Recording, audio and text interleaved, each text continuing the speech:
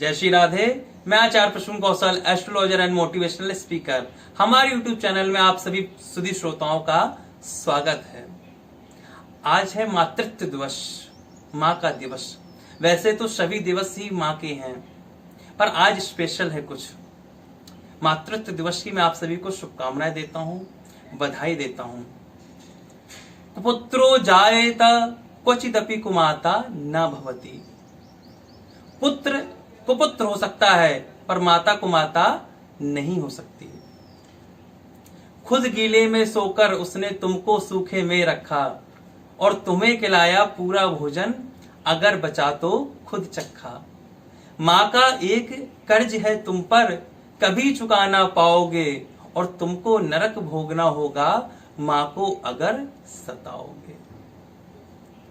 माँ हमारी जीवन की पहली गुरु होती है, माँ हमारी जीवन की पहली शिक्षिका होती हैं, और माँ ही हमारे जीवन की पहली मित्र होती हैं।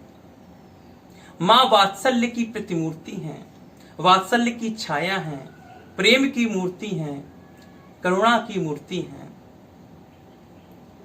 माँ नहीं तो कुछ भी नहीं संसार में, माँ से ही सब कुछ इस संसार में है। माँ का यदि आशीर्वाद मिल जाए तो व्यक्ति कहां से कहां नहीं पहुंच जाता। इसलिए हमें जीवन में कभी अपनी माँ का अनादर नहीं करना चाहिए, कभी अपनी माँ से गलत व्यवहार नहीं करना चाहिए, कभी अपनी माँ को गलत अपशब्द नहीं बोलने चाहिए। आपको पता है गणेश जी प्रथम पूज्य कैसे हुए? माता पिता की परिक्रमा करके गणेश जी प्रथम पूज्य हो गए। जब माता पिता की परिक्रमा करके गणेश जी प्रथम पूज्य हो सकते हैं, तो आप लोग अपने माता पिता का, माँ का आशीर्वाद लेकर के क्या दुनिया में महान नहीं बन सकते? जितने भी इस राष्ट्र में, इस भूमि पर, भारत भूमि पर महान लोग हुए हैं, उन सभी लोगों के पीछे केवल माँ का आशीर्वाद है। तुलसीदास जी मानस जी में लिखते हैं, प्रात काल उठ के रघुनाथा, मात पिता गुरु नावही माथा। हमारे श्री रामचंद्र प्रभु जी प्रात काल उठते तो सबसे पहले क्या करते थे? अपनी माता पिता के चरणों में, गुरु के चरणों में मस्तक को नवाते थे। क्योंकि जब माता के चरणों में, पिता के चरणों में अपने मस्तक को रखते हैं, तो उनके चरणों का जो नख होता है, उसमें जब हमारे मस्तक टकराता है तो उससे एक दिव्य ज्योति प्रकट होती है, जो मस्तक के द्वारा, हमारे माथे के द्वारा हमारे मस्तक पे पहुंच के हमारी बुद्धि को तीव्र और तेज कर देती है। इसलिए हमें नित्य प्रति अपने माँ के चरणों में, बहुत से लोग तो हाथ छूकर ऐसे प्रणाम करते हैं, अब आजकल के लोग घुटने छूकर प्रणाम करने लगे। ऐसे नहीं, माँ के चरणों में शीश रख करके प्रणाम करना है। हमारी संस्कृति शीश रख करके प्रणाम करने की है, हाथ से प्रणाम करने की नहीं है। इसलिए अपने माता पिता को शीश रखकर ही प्रणाम करिए। बहुत से लोग तो ऐसे हैं जो अपनी माँ को वृद्धाश्रम छोड़ आते हैं बड़े होने के बाद, बूढ़े होने के बाद। विवाह हुआ तो आजकल की बहुत सी बहुएं ऐसी भी आती हैं जिन्हें पसंद नहीं कि माँ हमारे साथ रहें, तो उन्हें मजबूरी में जाकर के वृद्धाश्रम छोड़ना पड़ता है। मैं आपको बता दूं, यदि जो बेटा ऐसा करता है, अपनी बहू के चक्कर में कहें, या अपने, बहुत सी बहुएं ऐसी नहीं भी होती हैं, बहुत सी बहुएं अच्छी भी होती हैं, बहुत से बेटे भी दुष्ट होते हैं, जो अपने कारण माँ को रखाते हैं वृद्धाश्रम में, तो सोचते हैं माँ वृद्धाश्रम में ही रहे, हम सुखी से रहें अपने घर में। मैं आपको बता दूं कि आप जीवन में कितने भी पुण्य कर लीजिए, कितना भी दान कर लीजिए, कितने भी तीर्थ कर लीजिए, कितनी भी कथा करवा लीजिए, वो आपकी सब व्यर्थ चली जाएंगी यदि आपने माँ का आशीर्वाद नहीं लिया। आपके कारण यदि माँ की आंखों में एक भी आंसू आ गया तो आपकी सारी पूजा व्यर्थ है, सारा पाठ व्यर्थ है, सारा दान व्यर्थ है, सारे तीर्थ जाना व्यर्थ है। सारे तीर्थ, सारे पूजा, सारे पाठ माँ के चरणों में है। माँ के चरण रूपी आशीर्वाद यदि आपको प्राप्त हो गए तो आपको जीवन में सब कुछ प्राप्त हो गया, आप जीवन में सब कुछ पा सकते हैं।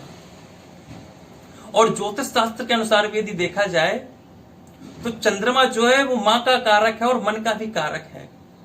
और चंद्रमा हमारी कुंडली में, चंद्रमा हर 2.25 दिन में राशि परिवर्तन करता है, और चंद्रमा हमारी कुंडली में 30 से 35% तक का अधिकारी होता है, उसका प्रभाव होता है हमारी कुंडली में। तो जिनकी कुंडली में चंद्रमा कमजोर है उनको अपनी माँ की सेवा बहुत ज्यादा करनी चाहिए, और जिनकी कुंडली में चंद्रमा अच्छा है यदि वो माँ की सेवा नहीं करते हैं तो उनका चंद्रमा खराब हो जाता है और उनके जीवन में बहुत सारे व्यवधान आ जाते हैं, बहुत सारी कठिनाइयां आ जाती हैं। इसलिए आपको माँ की सेवा करनी चाहिए। माँ तो वात्सल्य की प्रतिमूर्ति है, माँ ममता का रूप है। भगवान ने भी कहा है कि साक्षात आपके घर में दो भगवान मैंने भेज रखे हैं, माता और पिता के रूप में। आप मेरी सेवा भले ही ना करो पर अपने माँ बाप की सेवा अवश्य करो।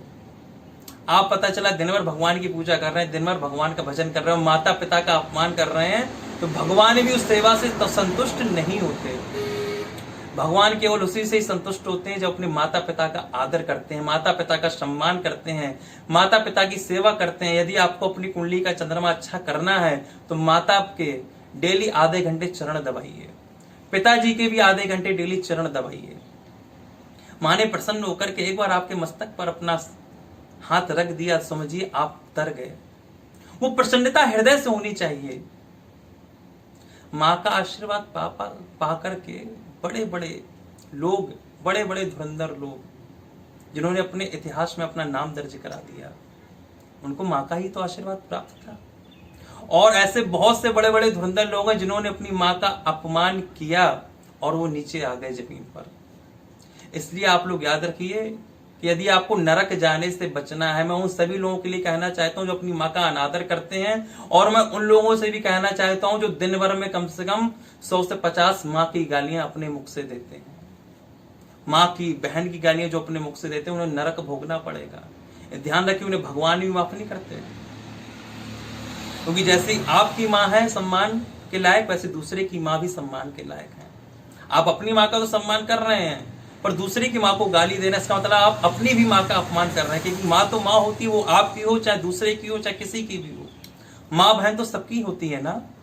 इसलिए जो व्यक्ति अपने मुख से माँ बहन की गालियां, अपशब्द निकालते हैं, उनको भी नरक की यातना भोगनी पड़ती है। इसलिए मैं आपसे आज फिर से कहना चाहूंगा कि अपनी माँ को अपने घर में रखिए, अपने से पहले उन्हें भोजन कराइए। अपनी जरूरत पूरी ना हो कोई बात नहीं, पर माँ की जो जरूरत है उसे पहले पूरा करिए। माँ की आंखों में कभी आंसू नहीं आना चाहिए। माँ को जितना हो सके उतना खुश रखिए। और एक चीज और बता दूं, माँ की गलतियां मत ढूंढिए। बहुत से लोग माँ की छोटी छोटी गलती ढूंढते हैं, अरे माँ ने ऐसा कर दिया। नहीं, माँ की 100 गलतियां माफ है, क्योंकि वो माँ है। जैसे भगवान की हम कोई गलती नहीं ढूंढते, भगवान तो भगवान है, तो भगवान की जो दूसरी प्रतिमूर्ति है वो माँ है। इसलिए माँ की कभी गलती नहीं ढूंढनी चाहिए। माँ की गलती में भी आशीर्वाद है, समझ रहे हैं आप लोग। इसलिए माँ का ज्यादा से ज्यादा आशीर्वाद आपको प्राप्त हो, इसलिए माता पिता की सेवा आप ज्यादा से ज्यादा करिए। यही मातृत्व दिवस में मैं आपसे कहना चाहता हूं। इससे क्या होगा, 2 फायदे मिलेंगे। तो एक तो आपकी कुंडली का चंद्रमा अच्छा हो जाएगा, दूसरा माँ का आशीर्वाद मिलेगा। तो जीवन में आप इतनी तरक्की करेंगे, इतनी तरक्की करेंगे जो आपने कभी सोचा नहीं हो, क्योंकि एक माँ ही है जो बिना स्वार्थ के हमारी सेवा करती है बचपन से लेके बड़े तक। माँ को कोई आपसे स्वार्थ नहीं है, इसलिए आप भी निस्वार्थ भाव से माँ की सेवा करेंगे तो जीवन में अवश्य आगे बढ़ेंगे। एक बार मैं आपको फिर शुभकामनाएं देना चाहता हूँ मातृत्व दिवस की। इन्हीं शुभकामनाओं के साथ जय जय श्री राधे।